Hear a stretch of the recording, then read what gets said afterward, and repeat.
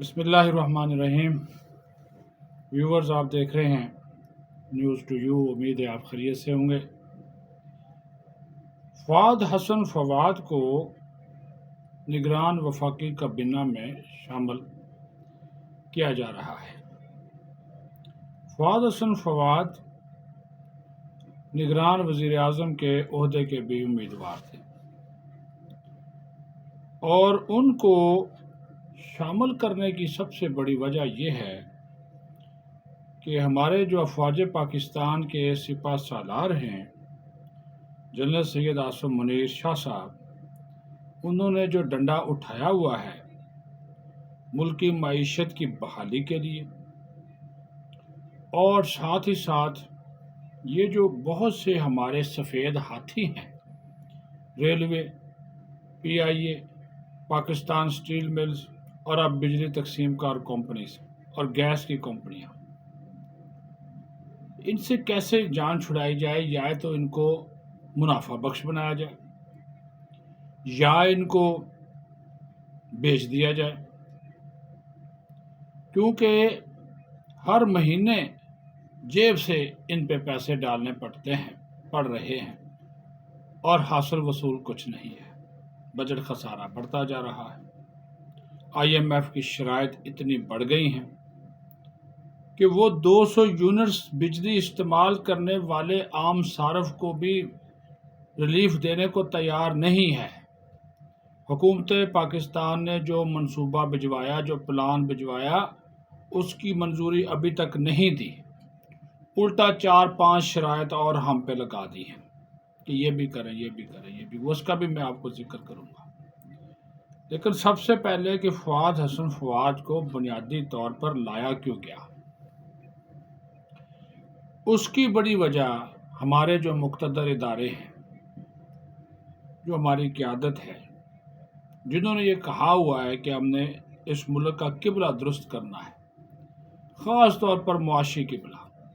اور وہ سول حکومت کی مدد کر رہے ہیں۔ کوئی ملک میں ماشاءاللہ نہیں ہے، کوئی ملک میں اس وقت کوئی ایسے نہیں ہے کہ جناب وہ حکومت کر رہے ہیں، وہ حکومت کی مدد کر رہے ہیں اور حکومت کو رہنمائی بھی فراہم کر رہے ہیں، کیونکہ نگران سیٹ اپ ہے، نئے لوگ ہیں کہ کہاں سے چیزیں جو ہیں ان کو بہتر کیا جا سکتا ہے، اس کے اوپر بات ہو رہی ہے۔ اور اسی وجہ سے فواد حسن فواد کو نجکاری کی اب وزارت جو ہے وہ دینے کا فیصلہ کیا گیا ہے، اور اس مقصد کے لیے جو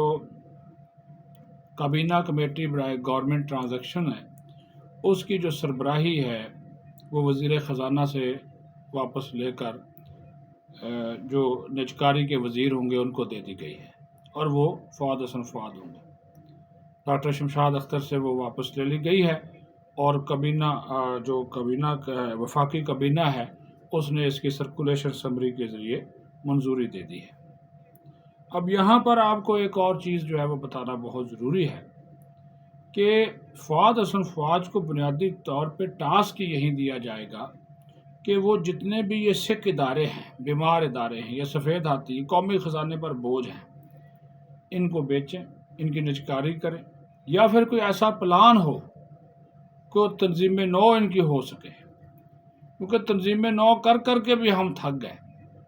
اور ابھی 23 ارب روپیہ ریلوے والے وہ مانگ رہتے ہیں، اپنا پی آئی اے والے، ان کے اکاؤنٹس فریز ہوئے تھے۔ آج میں سیاسی باتیں اس وجہ سے نہیں کر رہا کہ آج کے حالات کو آپ سمجھیں کہ ہم کس طرف جا رہے ہیں، اور بہت ضروری ہے کہ سیاست سے ہٹ کر بھی بات کی جائے۔ میں اگلے حصے میں آپ کو بتاؤں گا، نواز شریف آ رہا ہے، 10 لاکھ کا ٹارگٹ دیا ہے، وہ بھی میں آپ کو بتاؤں گا۔ مجھے پتا ہے کہ آپ کو بھی سیاست سے دلچسپی ہوتی ہے، لیکن یہ بہت امپورٹنٹ موضوع ہے کہ پاکستان کی اور میری اور آپ کی، پاکستان کے عوام کی اس کے ساتھ دلچسپی بہت زیادہ ہے، کیونکہ ہمارا جو مہنگائی، جو اخراجات، اور پھر ساتھ اصلاحات نہ ہونا، کمزور ادارے، بیمار ادارے، کیا کریں، کس طرف جائیں؟ تو یہ وہ ایسی سچویشن بن گئی ہے جس سے نکلنا بہت ضروری ہے، اور اس میں ہمارا جو کردار ہے، ہمارے اداروں کا کردار ہے، ہماری افواج پاکستان کا کردار ہے، وہ بڑا کلیدی کردار ہے۔ اس کردار کو بغیر ہم کامیابی حاصل نہیں کر سکتے۔ آرمی چیف کے ڈنڈے کی وجہ سے